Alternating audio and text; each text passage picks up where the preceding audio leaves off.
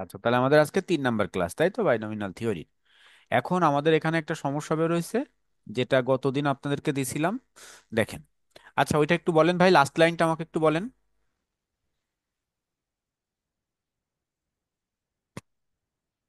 আপনার যেটা last line হ্যাঁ আসছিল ওটা ওটা বলবেন। One C two. One C two. হ্যাঁ গুণ টু, তার পাওয়ার টু মাইনাস টু। 2 - 2 তার মানে 2 - 2 তার মানে -1। হুম। 2 -2। হ্যাঁ ম্যাম। হ্যাঁ two two minus minus two, two তাহলে উপরে জিরো। টু, হ্যাঁ, জিরো। জিরো। হ্যাঁ, তারপর ভাইয়া এক্স তার উপরে, এক্স তার পাওয়ার 1 - 2.2। 1 - 2.2 নাকি 2 × 2? 2 গুণ 2। 2 × 2 তার মানে 4, তাহলে 1 - 4 তাহলে -3। ঠিক হ্যাঁ হচ্ছে হ্যাঁ, কিনা বলবেন ওয়ান কিন্তু, মাইনাস, হ্যাঁ। তারপর হ্যাঁ যাবে ঠিক হয়েছে। হুম। তারপর ফাইভ 5 -1 + 2, তার -1 পাওয়ার + 3 তাহলে 2। 2। হ্যাঁ, আর কিছু আছে? না ভাইয়া মানে, ভাইয়া মানে -1 + 2, মাইনাস মানে ওয়ান তার পাওয়ার প্লাস আসছে টু তার মানে 1। আহ, আর আছে? মাইনাস, শুধু ওয়ান। না না, শুধু ওয়ান আসতেছে ভাইয়া। মানে আচ্ছা। আমি ওই এক লাইন করছিলাম, আমি হ্যাঁ, আমার ওটা সাজাইতে পারি নাই। আচ্ছা। এবার দেখেন, এই এ পর্যন্ত তো ঠিক আছে নাকি? এ পর্যন্ত ঠিক আছে না? আপনি পারছেন তো? হ্যাঁ এই বছর ঠিক আছে, আরেকটা আছে ভাইয়া। হ্যাঁ, -5 তার পাওয়ার 2, -5 তার তার পাওয়ার পাওয়ার 2। 2। আচ্ছা, থাকে পর্যন্ত। দেখেন, আমরা যদি একেই সমাধান করি, যেভাবে আছে আমরা এভাবে সমাধান করব। দেখেন, এইগুলো একরকম সমাধান আমাদের হচ্ছে, কিন্তু এই অংশটা 1C3, সরি 1C2 করলে আসছে ম্যাথিরও। আর কারণ কি? আমাদের সব সময় উপরের অংশ দেখেন, ধরে নিচ্ছি আমার কাছে 5 জন আছে, 5 জন থেকে 2 জনকে নিব, কিন্তু আমি যদি বলি 2 জন থেকে 5 জন নেবো, এটা কি সম্ভব? সম্ভব না। তাহলে আমি যদি মনে না করি ভাইয়া। 1C2 রেখে দেব, নতুবা আমি একে এইভাবে ক্যালকুলেশন করতে পারি। এনসিআর এর একটা সূত্র আছে। এনসিআর এর সূত্রটা কি? এনসিআর এর সূত্রটা হচ্ছে n factorial factorial into n - r factorial. তাহলে এটা হচ্ছে একটা সূত্র। সূত্রটা কি? এনসিআর এর সূত্র কি? n factorial factorial into n minus কি, আর ফ্যাক্টোরিয়াল। আচ্ছা, তাহলে এই যে অংশটা যদি আমি এভাবে ক্যালকুলেশন করি, এখানে দেখেন তো, এই উপরে আমার কি আছে? 1 আছে না? তাহলে 1 এর ফ্যাক্টোরিয়াল। এরপরে কি? 2, অর্থাৎ আর এরও ফ্যাক্টোরিয়াল, ইন্টু কি হবে? 1 - 2 ফ্যাক্টোরিয়াল। এরকম কিছু হবে। তার বেশি কোনো কিছু কি হওয়া সম্ভব? হবে না। এজন্য আমরা এরকম অংশ থাকলে আমরা একে ক্যালকুলেশন করব না, এভাবে রেখে দেব, এই পরের অংশটা ক্যালকুলেশন করব। তাহলে 1C2 × 2 টু দি পাওয়ার 0 তার মানে কি 1, কোনো কিছুর পাওয়ার 0 হলে তার মান 1 হয়, ইন্টু x টু দি পাওয়ার 3 কে আমরা 1/x two the power Q লিখতে পারি, ইন্টু 5 টু দি পাওয়ার 1 বলতে 5। আর দেখেন, -5 টু দি পাওয়ার স্কোয়ার, তাহলে কি মাইনাসে মাইনাসে প্লাস, 5 × 5 = 25। তাহলে এখানে দেখেন কত হচ্ছে? 1C2 ইন্টু 5 × 25 কত? 125 না? 125/x two the power Q. এর বেশি আর কিছু করা যায় না এখানে। এটা অ্যান্সার। ঠিক আছে ভাই? আহ, জি ভাইয়া। আচ্ছা, তাহলে যদি কখনো কোনো কিছু ক্যালকুলেশন না করা যায়, আপনি সেভাবে রেখে দেবেন, কোনো ঝামেলা যাওয়ার দরকার নেই। কারণ এই এনপি আর এনসিআর পারমুটেশন কম্বিনেশন সবসময় এন এর মান বড় না হলে তাকে ক্যালকুলেশন করা যায় না। ক্যালকুলেশন আপনি করতে পারবেন না, কারণ সবসময় মাথায় রাখতে হবে বড় অংশ থেকেই তাদেরকে কিছু অংশ নিয়ে সাজানো যায় বা বিন্যাস করা যায়। তা আপনার যদি থাকে 1 জন, সেখান থেকে যদি বলে 2 জন নিতে, সেটা কি সম্ভব? সম্ভব না আসলে। আচ্ছা, পরবর্তী, আচ্ছা তাহলে হ্যাঁ, বুঝতে আমরা পারছি। পরবর্তী অঙ্কে যাচ্ছি। দেখেন, বিস্তৃতির এই যে অংশটা আমার কাছে আছে, এখানে কি বলছে? 1 + x টু দি পাওয়ার 44 এর বিস্তৃতিতে 21তম টিএইচ টার্ম অর্থাৎ তম পদ এবং 22তম পদ পরস্পর সমান হলে এক্স এর মান নির্ণয় করো। এখন এখানে তো কি বলছে? তাহলে দুইটা পদ যদি সমান হয় তাহলে আমার এক্স এর মান নির্ণয় করতে হবে। তাহলে আমাকে আগে প্রথমে 21তম পদ আর 22তম পদ নির্ণয় করতে হবে। কিন্তু আমরা জানি যদি কখনো বিস্তৃতি উল্লেখ থাকে, শুধুমাত্র বিস্তৃতি না করতে বলে, তার বাইরে অন্য কিছু বলে, তাহলে তার সাধারণ পদ বাধ্যতামূলক। তাহলে এখানে 1 + x টু দি পাওয়ার কত আছে, 44। একে আমরা প্রথমে কিসে ক্যালকুলেশন করব? একে আমরা ক্যালকুলেশন করব প্রথম অবস্থায় সাধারণ পদে। তাহলে সাধারণ পদের সূত্র কি মনে আছে আমাদের? সাধারণ পদের সূত্র কি? বিস্তৃতি, এনসি হ্যাঁ, NCR x to the power n x to minus the r power n y to minus the r power. Y to the power r. হ্যাঁ, তাহলে এখানে এক্স যদি বিবেচনা করতে চাই, তাহলে এক্স বিবেচনা করতে হবে 1 কে, আর ওয়াই বিবেচনা করতে হবে কি, এক্স কে। তাহলে আমরা দেওয়া আছে বিস্তৃতিটি 1 + x টু দি পাওয়ার 44, বিস্তৃতিটি সাধারণ পদ বা আর প্লাস অন্তম পদ n C r x to the power n minus r y to the power r. পরবর্তী অংশে দেখেন 44 CR into 1 to the power 44 - r x to the power r. এখন দেখেন তো, ওয়ানের পাওয়ার আপনার 1000 হোক, 1 লাখ হোক, যাই হোক না কেন, সেটা ওয়ানই কি হয়ে যাবে? হ্যাঁ ভাইয়া। হ্যাঁ। এই কারণে আমাদের এখন ওয়ানটা রাখিনি। তাহলে 44 CR x to the power আর। এ নিয়ে কোনো প্রশ্ন আছে কারোর, যে আমি ওয়ানটাকে কেন উঠাই দিলাম, ওয়ানটা রাখলাম না কেন? আচ্ছা, ওয়ানের পর যা হবে সেটাই তো জিরোই তো আসবে। হ্যাঁ, যে যা হবে সেটা ওয়ানই হবে, এই কারণে আমরা আর ওখানে কিছু রাখিনি। কিন্তু কথা আছে, যদি -1 থাকতো তাহলে কিন্তু আর আমি ওটা উঠাতে পারতাম না। কারণ -1 এর পাওয়ার যদি বেজোড় হয় তাহলে হয়ে যেত -1, আর -1 এর পাওয়ার যদি জোড় হয় তাহলে হয়ে যেত সেটা +1। ঠিক আছে। জি আচ্ছা, ভাইয়া। এবার দেখেন, তাহলে আমরা বিস্তৃতির 21তম পদ, আচ্ছা 21তম পদ আমি কি বলছিলাম, যে কোনো পদ নির্ণয় করতে পেলে তার থেকে এক বাদ দিয়ে এক যোগ করতে হবে, তাহলে আর+1 এর সাথে তুলনা হয়ে যাবে। তাহলে এখানে আর এর মান কত, 20, হ্যাঁ 21তম ভাইয়া। পদ। হ্যাঁ, তাহলে দেখেন, অতএব 44 C20 into x to the power 20 calculate. এই ছাড়া দেখেন আর কিছু করার আছে এখানে? আমি এখানে ক্যালকুলেশন করব না, কেন করব না একটু পরে বুঝাই দিচ্ছি আপনাকে। কারণ 44 C20 আমি কিন্তু ক্যালকুলেশন করতে পারতাম, কিন্তু এটা আমি ক্যালকুলেশন করব না এই মুহূর্তে। দেখেন বিস্তৃতি 22তম পদ, তাহলে 21 + 1তম পদ। দেখেন 44 C21 by into x to the power 21। এবার কি বলছিল আমার, দুইটি পদ পরস্পর সমান, তাহলে পরস্পর সমান বলতে কি, দেখেন, তাহলে শর্ত মতে x to the power 44 C21 into x to the power 21 সমান 44 C20 into x to the power 20। আচ্ছা, এবার আপনাদের কাছে ক্যালকুলেটর আছে না? 44 C21 হ্যাঁ দেন ভাই। তো কত আসে, 44 C21 দেন কত আসে? 1.76103935 দিয়ে উপরে আরো কি একটা আসছে ভাইয়া, মানে পাওয়ার আছে, টুইন। হ্যাঁ। তাহলে কি আমার এটা নর্মালি ক্যালকুলেশন হচ্ছে? হচ্ছে না।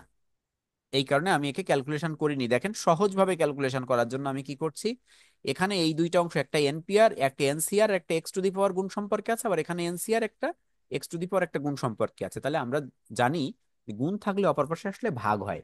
তাই দেখেন, এখানে এক্স টু দি পাওয়ার 21 ভাগ এক্স টু দি পাওয়ার 20 সমান 44 C20 বাই 44 C21। এটা নিয়ে কারো কোনো প্রশ্ন আছে এইটুক নিয়ে?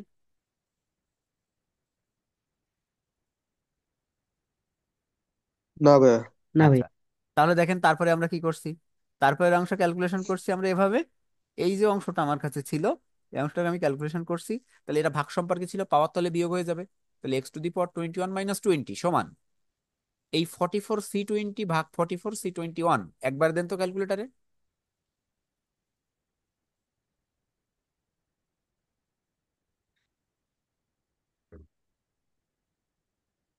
এটা আসছে?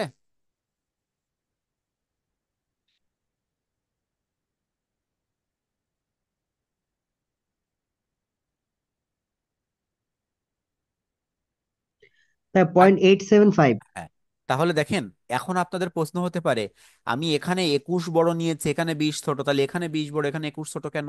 আমাকে চেষ্টা করতে হবে সব সময় যার মান নির্ণয় করতে হবে তার দিকে, বড়টাকে ছোটটা দ্বারা ভাগ করব, এটা মাথায় থাকবে। যার মান নির্ণয় করব তাকে খেয়াল করব বড়টাকে ছোটটা দ্বারা ভাগ করতে হবে। তাই আমরা এটা করছি। এই পরের অংশ কি আছে আমার দেখার দরকার নেই।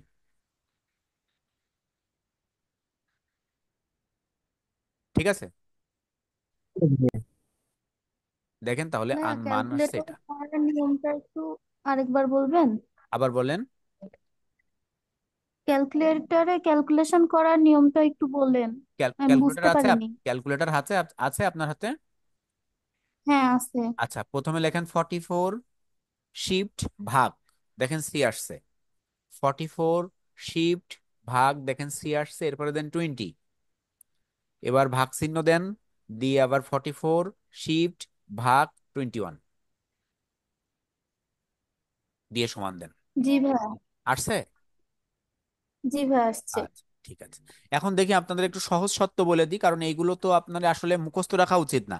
দেখেন আপনার ক্যালকুলেটরে দুইটা কালার আছে, শিফট আর আলফা। একটা আছে হলুদ কালার, একটা আছে গোলাপি কালার। আপনি যদি হলুদ কালার অর্থাৎ শিফট প্রেস করার পর আপনি কোনো বাটন প্রেস করেন, সেই বাটনের দেখেন বডিতে অর্থাৎ ক্যালকুলেটরের বডিতে একটা হলুদ কালারের লেখা আছে, ওই হলুদ কালারটা কাজ করবে। ঠিক একইভাবে যদি আলফা প্রেস করে আপনি অন্য কোনো জায়গায় প্রেস করেন অন্য কোনো বাটনে, তাহলে ওই ওই গোলাপি কালারের লেখাটা কাজ করবে। ঠিক আছে, তাহলে দেখেন এনপিআর আর এনসিআর লেখা আছে গুণ আর ভাগে, আর ওদের সাথে হলুদ কালারে লেখা আছে, তাহলে আমরা এই কারণে আমরা শিফট গুণ বা শিফট ভাগ চেপে এনপিআর অথবা এনসিআর নিয়ে আসবো। ক্যালকুলেটরকে বুঝতে হবে, ক্যালকুলেটরকে মুখস্থ করা যাবে না। কারণ আপনার কাছে ওই ক্যালকুলেটর নাও থাকতে পারে, ধরে নেন ক্যালকুলেটর নিয়ে যেতে মনে নেই, আপনি কাউকে অন্য একটা অন্য মডেলের ক্যালকুলেটর নিয়ে করছেন, তাহলে তো আপনি খুঁজে পাবেন না, মুখস্থ বিদ্যা, কাজ লাগবে না। ঠিক আছে।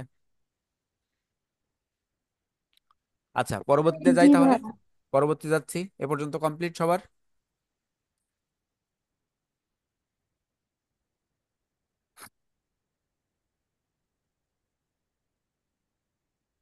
কি বলছে দেখেন, 3 + কে x⁴ এর বিস্তৃতিতে x⁴ ও x⁴ এর সহগ সমান হলে কে এর মান বের করো।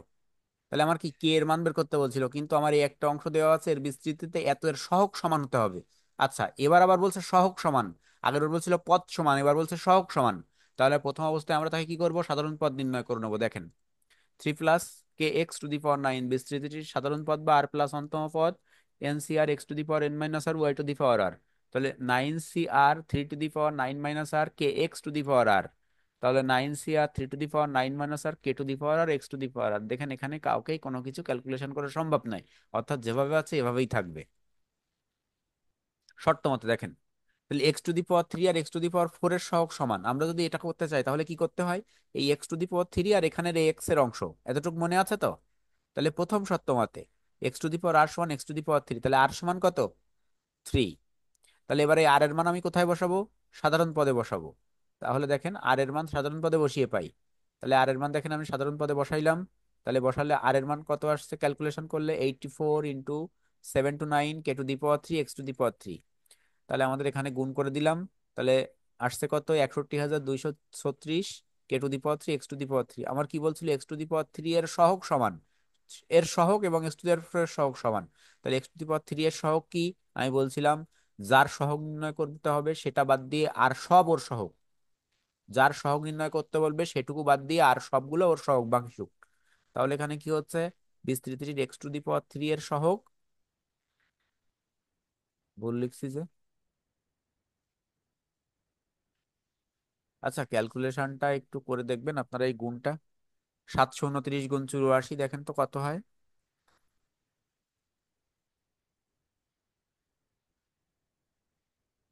61,236। তার মানে এইটা ঠিক আছে, এটা ভুল আছে তাই না?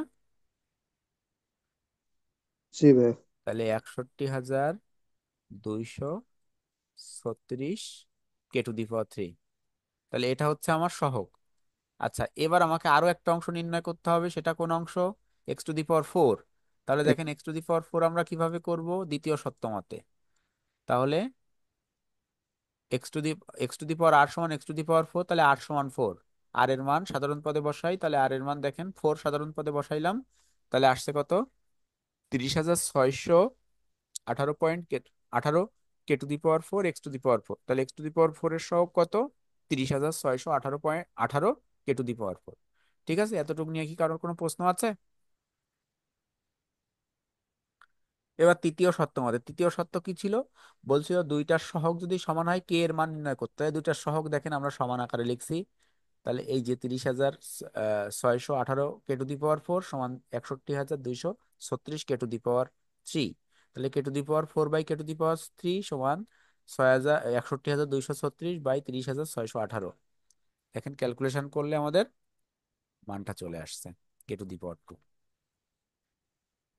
ভাই স্ক্রিনশট নিব, তাই চারপাশে একটু ব্লার হয়ে আসছে। হ্যাঁ হ্যাঁ। ইচ্ছতাম ভাইয়া, কিন্তু মানে স্ক্রিনে তো চারপাশে একটু ব্ল্যাক ব্ল্যাক। তাই? স্ক্রিন ঠিক মতো দেখা যাচ্ছে না? না, কোন মানে কালো কালো আছে কয়েক জায়গায়। এত সময় কি ছিল নাকি এই এই মাত্রই আসছে? এত সময় ছিল ভাইয়া, মানে অঙ্ক দেখা যাচ্ছিল। ও আচ্ছা আচ্ছা, বলতে হয় তাহলে।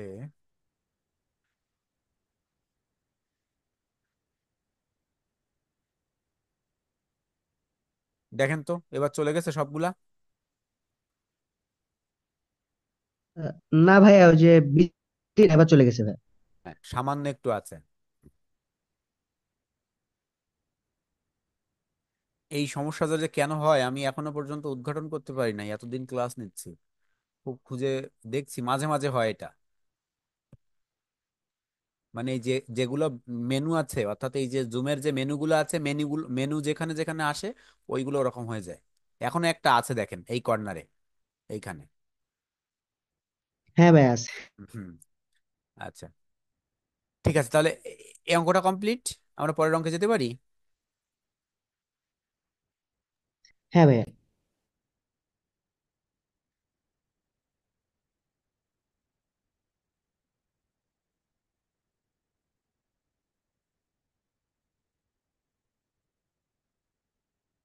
আচ্ছা দেখেন,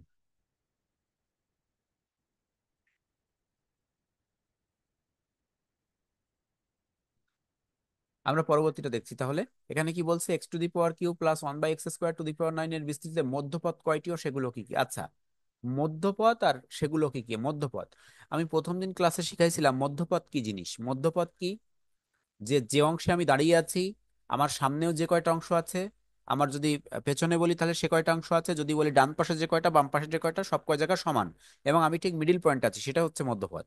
তাহলে মধ্যপদ এখানে দুইভাবে নির্ণয় করতে হয়। বিস্তৃতির পাওয়ার যদি জোড় হয় তাহলে মধ্যপদ হবে এক ধরনের, বিস্তৃতির পাওয়ার যদি বেজোড় হয় তাহলে মধ্যপদ হবে এক ধরনের। দেখেন মধ্যপদের শর্ত আছে এরকম: N plus one by two, N plus two by two, আর N plus three by two. আচ্ছা এখানে দেখেন তো, সচক্ষে দেখতে গেলে আমার কি এই দুইটা বেজোড় মনে হচ্ছে না? আর এটা জোড় মনে হচ্ছে না? হ্যাঁ ভাইয়া। তাহলে যদি কখনো পাওয়ারটা জোড় হয়, অর্থাৎ এখানে পাওয়ার যদি জোড় হয় তাহলে মধ্যপদ হবে দুইটি, সরি একটি। জোড় হলে মধ্যপদ হবে কয়টি? একটি। আর বিজোড় হলে মধ্যপদ হবে কয়টি? দুইটি। ঠিক আছে? তাহলে n plus two by two এটা হচ্ছে জোড় হলে, আর N plus one by two আর N plus three by two হলে, টু টু হবে বিজোড় হলে। তাহলে এখানে আমি যে ক্যালকুলেশনটা করছি, এখানে পাওয়ারটা কি জোড় নাকি বেজোড়? ভাইয়া শোনা যায়নি একটু আগে যা বলছেন। শোনা যায়নি? আচ্ছা আচ্ছা, আমি আবারও বলছি, সমস্যা নেই, খেয়াল করবেন। আমরা এখানে কি বলছি, আমাদের এখানে যদি মধ্যপদ, বিস্তৃতির মধ্যপদ যদি জোড় হয়, এই পাওয়ার, সরি, বিস্তৃতির মধ্যপদ যদি কখনো আমাকে নির্ণয় করতে বলে, তাহলে আমাকে দেখতে হবে যে বিস্তৃতিটা আছে এর পাওয়ার কি জোড় নাকি বেজোড়। যদি জোড় হয় তাহলে মধ্যপদ হবে একটি, আর যদি বিজোড় হয় তাহলে মধ্যপদ হবে দুইটি। তাহলে জোড় হলে মধ্যপদ এটা, n plus two by two, আর বেজোড় হলে মধ্যপদ দুইটা, n plus one by two আর N plus three by two. Clear? জি ভাইয়া। আচ্ছা, এখন দেখেন তাহলে আমরা x cube plus one by x square to the power nine, আমার যাই বলুক না কেন বিস্তৃতির সাথে আরো কিছু আছে, আমাকে সাধারণ পদ নির্ণয় করতে হবে। দেখেন আমরা সাধারণ পদ নির্ণয় করে আসলাম, আপনাদের সাধারণ পদ নির্ণয় আমি শেখাইছি, এই কারণে আর খুব বেশি কিছু বললাম না। সাধারণ পদ দেখেন আসছে কি, nine C R x to the power 27 minus 5r। আমাদের এবার কি করতে হবে, বলছে মধ্যপদ। দেখেন মধ্যপদ তাহলে আমাকে নির্ণয় করতে হবে। দেখেন বিস্তৃতিটির এন এর মান 9, যা বেজোড়। সুতরাং এখানে মধ্যপদ কয়টি? দুইটি। তাহলে দেখেন প্রথম মধ্যপদ, দ্বিতীয় মধ্যপদ। তাহলে প্রথম মধ্যপদ কি, N plus one by two, 9 + 1/2 সমান 5। এইখানে একটু লিখে দেবেন পাশে তম পদ, এই যে লেখা আছে দেখেন তম পদ। আর এখানে দ্বিতীয় পদ মধ্যপদ, তাহলে কি n+3/2, তাহলে 9+3/2 সমান 6তম পদ। এই দুটো অংশ ক্লিয়ার? হ্যাঁ ভাইয়া। তাহলে আমার পঞ্চম পদ আর ষষ্ঠম পদ নির্ণয় করতে হবে। তাহলে বিস্তৃতির পঞ্চম পদ তাহলে 4+1তম পদ, তাহলে দেখেন NC4 x⁻27 - 5 × 4 ক্যালকুলেশন করলে 126 এটা। আর একটা কি 6তম পদ বা 5+1তম পদ, তাহলে এখানে কি হচ্ছে 9C5 × x⁻27 - 5 × 5 126 x⁻2। তাহলে এবার কি বলছিল যে মধ্যপদ কয়টি ও সেগুলো কি কি, আমার কি দুইটাই নির্ণয় হয়ে গেছে?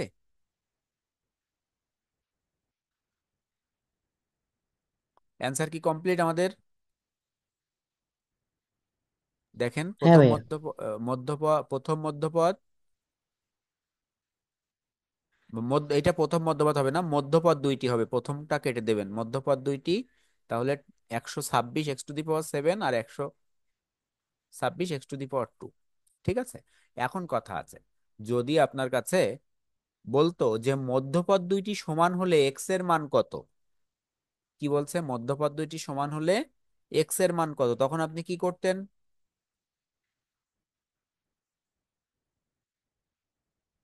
মধ্যপদ দুইটি সমান হলে এক্স এর মান কত, তখন আপনি কি করতেন? 126 x⁻7 সমান 126 x⁻2। তাহলে দেখেন এই দুইটা সমান, তাহলে আমার 100 x⁻7 বাই x⁻2 সমান 126/126। তাহলে দেখেন x⁻, কত থাকছে, 7 - 2 5 সমান 1। তাহলে x⁻5 আছেন এখানে, 5 উঠাতে হবে। তাহলে x⁻5 উঠাতে চাইলে আমরা এর বিপরীত অংশ দিয়ে গুণ করতে হয়, তাহলে এখানে 1/5। তাহলে ওপাশেও কি হবে, 1 এর পাওয়ার হবে 1/5। আচ্ছা, 1 এর পাওয়ার 1/5 করে দেখেন তো কত আসে। প্রথমে ক্যালকুলেটর দেন 1 ফার্স্ট পাওয়ার, ফার্স্ট ব্র্যাকেট 1/5 ব্র্যাকেট ক্লোজ সমান 1 পাওয়ার ফার্স্ট ব্র্যাকেট 1/5 ব্র্যাকেট ক্লোজ সমান ওয়ান কত আসে ভাই?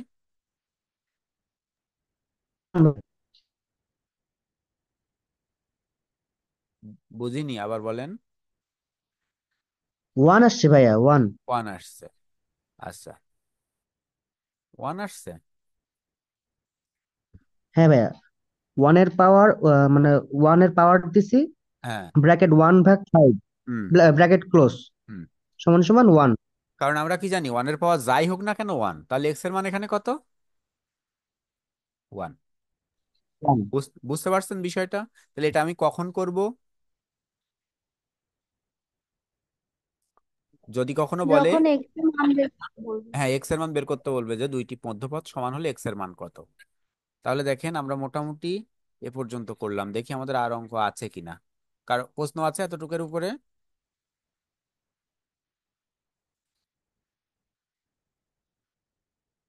HW আছে দেখেন বেশ কয়েকটা, আপনারা HW গুলো করবেন।